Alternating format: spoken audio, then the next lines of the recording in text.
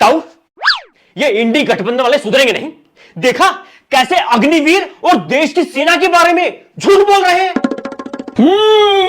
रक्षा विशेषज्ञ ये भी ये देश ने सेना और अग्निवीरा का बारे में बतावेंगे, जिनकी साथ साथ पीटिया में फौजी तो छोड़ो, कोई होमगार्ड तक नहीं भर्ती हो। या अब मजाक की बात नहीं है, आप ये देखो अग्निवीर के कितने फायदे हैं। चल बेटा बता कितने फायदे हैं। सबसे बड़ा फायदा तो ये है कि अग्निवीर एक रोजगार है।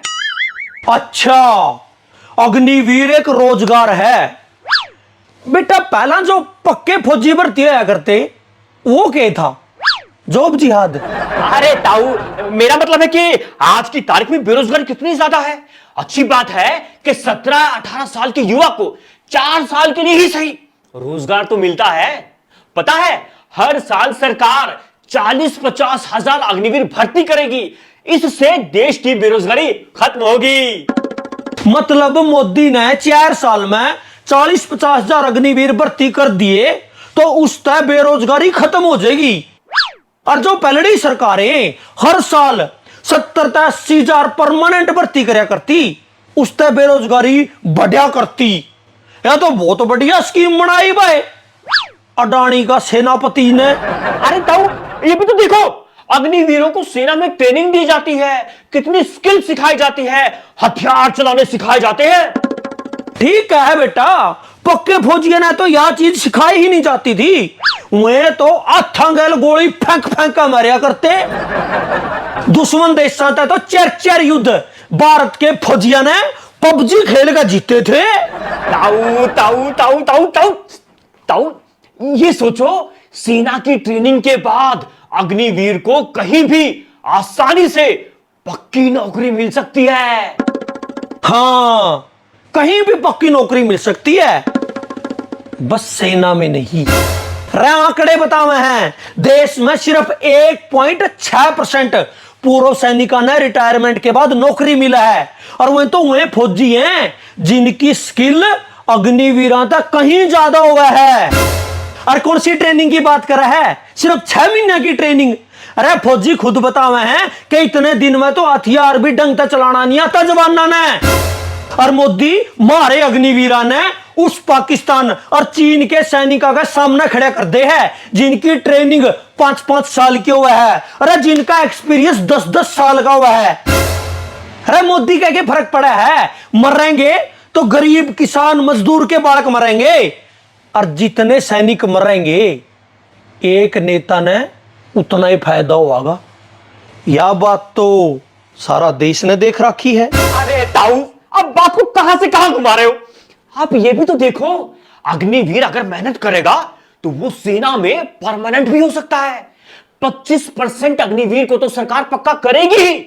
जो कंपटीशन में आगे होगा वो पक्का हो जाएगा। वाह, अंग्रेजां की छठी औलाद। मतलब इस सेना में भी फूट डाल लोगे? अरे जिस सेना में फौजी को सिखाया जाता था कि एक दूसरा साथी खातर जान देनी है, अब उस सेना में सिखाया जाओगा कि एक दूसरा का नंबर कैसे काटना है। अरे यह फौज है, बिग बॉस का शौक नहीं। अरे खुद पूर्व सैनिक यह बात बतावे हैं कि अग्निवीर की वजह से सेना में अविश्वास फैल गया है। ना फौजी एक दूसरे पे पहले जैसा भरोसा करते और ना अधिकारी कच्चे फौजियों पे। देश की सबसे सीक्रेट जानकारी फौज के पास हुआ है। बता, कोई भी अधिकारी ऐसे फौजी के साथ, अग्निवीर के साथ सेना की रणनीति कैसे शेयर कर सकता है जिस फौजी ने 1-2 साल के बाद रिटायर होना है। ये भी तो देखो कि रिटायरमेंट के बाद 23 साल के युवा के पास एक्सपीरियंस होगा और हाथ में रिटायरमेंट के बाद 11 लाख रुपए होंगे।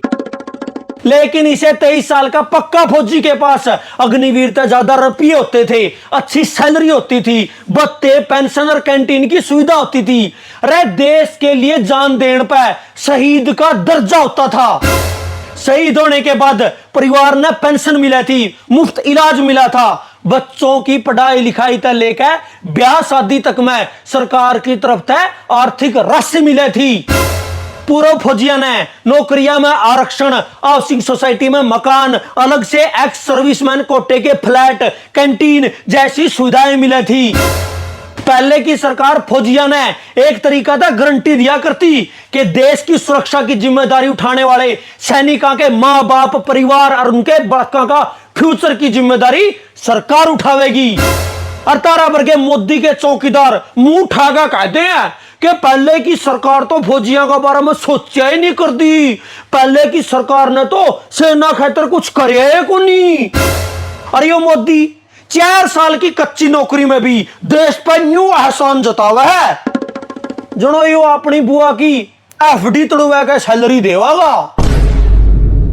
मुझे नहीं समझाना।